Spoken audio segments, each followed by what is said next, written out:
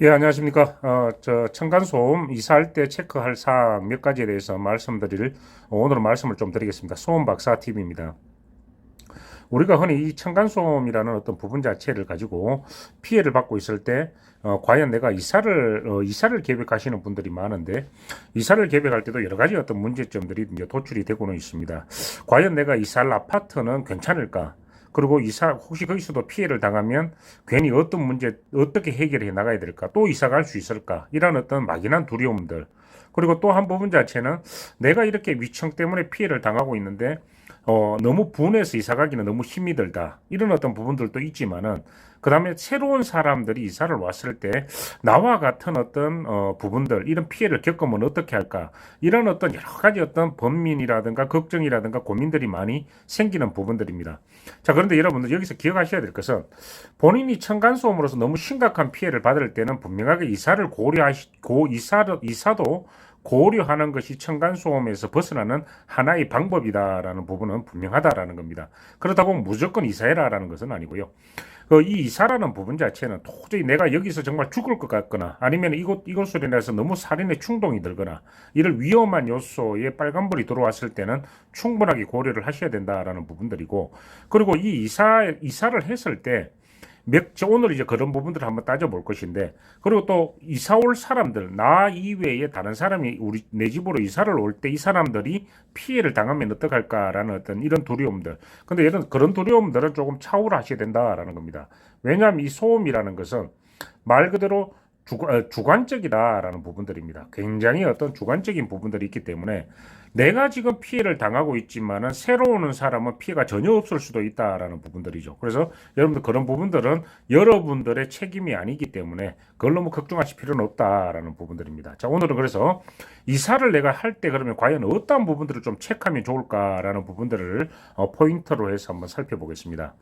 여러분들도 너무 잘 아시는 어떤 부분들입니다. 현재 층간소음 민원이다라는 부분들이 너무 많고, 지금 현재 이제 지난해에 비해 가지고 뭐냐면은 51% 이상 증가했다. 그러니까 올해가 작년에 지나면서 19년도에 비해서 2020년도가 말 그대로 뭐냐면은 50% 이상이 증가가 했다라는 부분들이죠.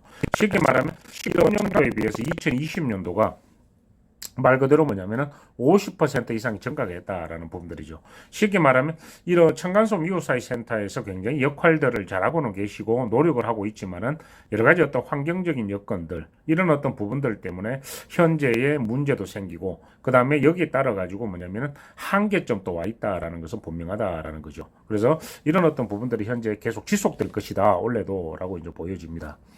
자, 그리고 여러분들, 이 누누이 아무리 강조해도 지나치지 않는 어떤 부분들입니다. 여기에 보시면 여러분, 층간소음의 특징이다라는 어떤 부분들에서, 이 층간소음의 특징이다라는 부분들에서 뭐냐면, 반드시 공동주택에서는 발생될 수밖에 없다. 여러분들이 집을 옮기더라도 그 집에서 층간소음이 없을 것이다, 없을 거야, 라는 이런 막연한 기대감은 버리셔야 된다라는 겁니다. 무조건 층간소음은 크든 작든 발생될 수밖에 없는 것이고, 그리고 이 지속성이라는 것은 한번 피해를 겪은 사람들은 뭐냐면은 계속 지속해서 층간소음에 대해서 피해를 당하는 구조일 수밖에 없다라는 부분들입니다.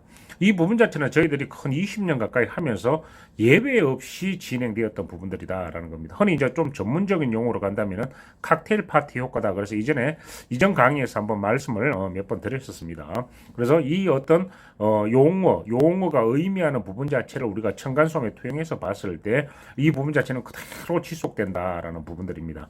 자, 그리고 1년이 지났을 때는 뭐냐면은 일반적인 상황이 펼쳐지지는 않는다.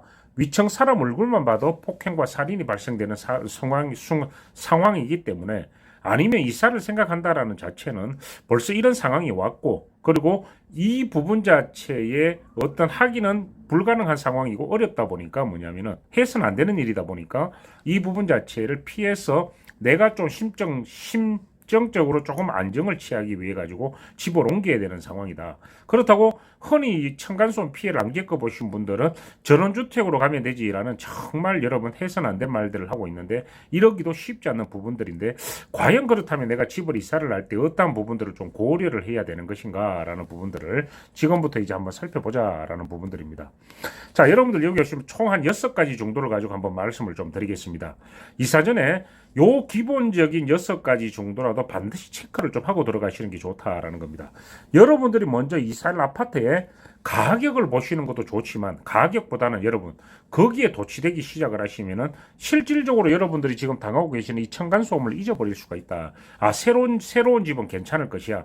내가 위층 사람들의 생활 태도, 저 정말 안 좋은 사람들 때문에 내가 이렇게 당한 거야. 라는 여러분들 그게 틀린 말은 아니지만 아까 말씀드린 대로 층간소음의 한번 피해는 끝까지 간다라고 말씀을 드렸습니다. 이걸 잊어버리시면 안 된다. 자, 그래서 여러분들은 일반적인 상황이 아니기 때문에 반드시 먼저 관리소에 먼저 방문을 하셔서 과연 한 달에 몇 건 정도의 아파트에 층간소음 민원이 발생되고 있는가 라는 부분들을 먼저 체크를 좀 하셔야 됩니다. 이와 더불어서 과연 이 발생되는 부분 자체가 과연 아파트 자체에서 관리가 되고 있는 것인가 라는 부분들도 반드시 체크를 해주셔야 합니다. 우리가 대표적으로 여러분 생각할 수 있는 것이 뭐냐면 층간소음 관리위원회다라는 부분들 자체가 존재를 하느냐, 이 부분들까지 존재를 하지 않는다면 여러분 그 아파트는 정말 고려를 해보셔야 된다라는 겁니다. 그런데 이 층간소음 민원 건수도 명확하게 아파트 관리소에서 체크하고 있는 것은 아니지만 그래도 뭔가를 체크를 하고 있다라는 부분 자체는 관리가 좀 되고 있다라는 부분들이고, 그 다음에 관리위원회까지 있다라는 것은 뭐냐면 관리가 어느 정도는 안 된 아파트보다는 좀 좋다라는 부분들입니다. 자, 그런데 여러분 반대로 민원 건수가 아무리 관리가 되고 있더라도 너무 많은 아파트에서는 일단 피하셔야 된다라는 부분은 여러분 분명한 겁니다. 자, 다시 말씀드리면 민원 건수가 여러분 아파트 자체에서 전혀 없다라는 부분 자체도 정말 이상한 아파트지만 민원 건수가 여러분 나 3, 4건, 5건 이하로 펼쳐지고 거기에다가 관리가 되고 있고 관리위원회 부분 자체가 있어서 관리까지 되고 있다면 여러분 일단 이 부분 자체는 조금 안심하셔도 된다라는 부분들입니다. 자, 그리고 다음에 확인하셔야 될 것은 관리소에 아파트의 슬라브 두께는 과연 어느 정도로 되어 있는가. 과거의 아파트에 보면은 예전에 지어진 아파트는 120mm까지 된 아파트가 있는 것이고 또는 최근에 지어진 아파트는 최대 230mm 이상까지 되는 아파트들이 있다라는 겁니다.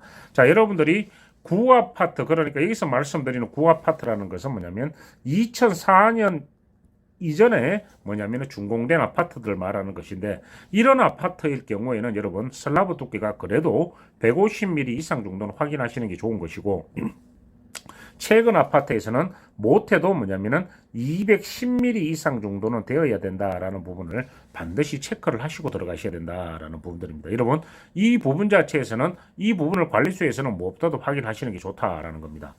자, 그리고 계약 전에 뭐냐면은 위층과 아래층에 아이들이 10세 이하의 아이들이 어느 정도 존재하는 몇 명 정도가 있는 것인가 라는 부분들도 여러분 꼭 빼놓지 않고 체크를 하셔야 됩니다. 자, 이런 부분들 자체는 관리소에서 잘 모를 수가 있기 때문에 이거는 뭐냐면은 매도하는 매도인한테 물어보고 그 다음에 부동산 쪽에다가 여러분 부동산 공인중개사 쪽에다가 문의를 좀 하셔서 이 부분 자체를 체크를 좀 하셔야 되는 것이고요. 그리고 이 부동산 그 사무소 쪽에다가 반드시 계약 전에 층간소음 문제 여부를 반드시 요청을 하십시오. 나는 층간소음이 좀 조용한 데가 좋겠다라는 부분 자체를 반드시 의사를 타진을 해주시고 계약을 하시는 게 좋습니다. 과거의 판례에도 보면은 부동산 쪽에서 층간소음이 심각한 아파트를 소개시키면서 층간소음에 대해서 안전하다라고 소개시켰다가 벌금이 300만 원 이상 나오는 어떤 경우들이 있었다라는 부분입니다. 그래서 이거는 부동산 관리소의 책임도 부동산 사무소의 책임도 있는 것이 있기 때문에 체크를 반드시 하셔야 되는 것이고, 그다음에 여러분 계약을 하기 전에 양해를 좀 구하시고 뭐냐면은 낮보다는 밤 8시 이후에 여러분 계약을 아파트에 어딜 들어가 보시라고요? 내부를 방문하셔가지고 한번 체크하실 필요가 있다. 과연 걸어도 보고 그 다음에 위층 부분 자체의 소리도 한번 들어도 보시고 이렇게 하셔야 됩니다. 자, 보통 그럼 어떻게 들어갑니까? 여러분 부동산 계약을 하기 전에 아시듯이 반드시 그 아파트를 한 번이나 2번 정도 방문을 해보는 것은 여러분 뭐 절대 이거 마다할 사항은 아니죠, 그죠? 뭐 부동산 사무실에 말을 하면은 뭐 이거는 충분하게 조정이 가능한 부분들입니다. 체크를 하셔야 되는 것이고, 그 다음에 계약 전에 미리 위층과 아래층에 방문하여 인사를 하시는데 뭐 이게 좀 오버한 거 아닌가? 아닙니다, 여러분. 위층에 올라가고 아래층에 내려가서 초인종을 누르고 인사를 했을 때 새로운 사람이다라고 했을 때 여러분 이 사람들이 여러분들이 들어갈 아파트하고 분란이 있으면 여러분 절대 좋은 소리를 하지 않습니다. 이 얼굴이라든가 이런 부분들에서 분명하게 표정에서 드러나기 때문에 그 부분 자체를 반드시 체크를 한번 하시는 게 좋다라는 겁니다. 자, 여러분 여기서 지금 이 손박사 TV에서 알려드린 8가지 부분 자체는 가장 기본적으로 체크하셔야 되는 부분들이다. 앞서 꼭 이사하시기 전에 반드시 체크를 하셔서 이런 부분들을 가져가시는 게 굉장히 중요하다라고 다시 한번 말씀을 드리겠습니다. 다음 시간에는 그러면 층간소음의 분양을 받을 때 과연 체크할 사항들은 뭔가라는 부분에 대해서 한번 말씀을 드리겠습니다.